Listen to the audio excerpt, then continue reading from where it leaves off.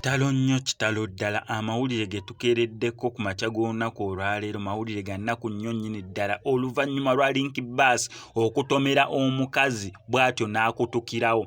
Binene bibaddewo ku luguudo lw'e Kampala Mityana Road. Bbaasi mbu eya Link ebadde wenyuka obuweewo ng'eri registered mu number plate eri UBG 467L ng'eno nno eri mu kitongole kya Linkbus.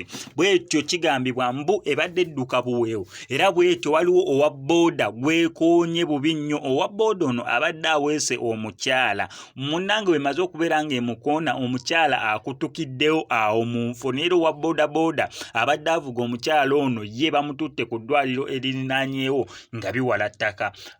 Story nnyingi zetera okubeera nga tukola naddala ku accident naddala we ziba zi-involvinzeemu transportation means naddala companies naddala tulina nnyingi nnyo wano mu ggwanga erya Uganda, naye Linkbus erina engeri gy'egenda ng'ebeera ku mwanjo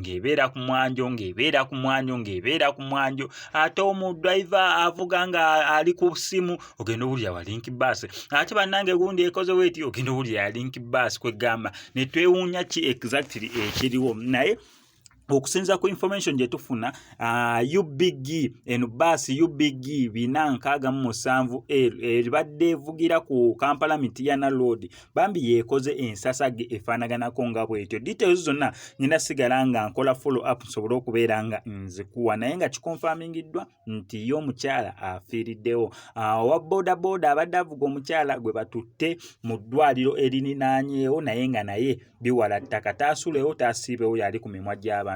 Kankusaba subscribing and Max Media tojja kubeera nga missing updates naddala nga zino. Kitalo nnyo kitalo ddala.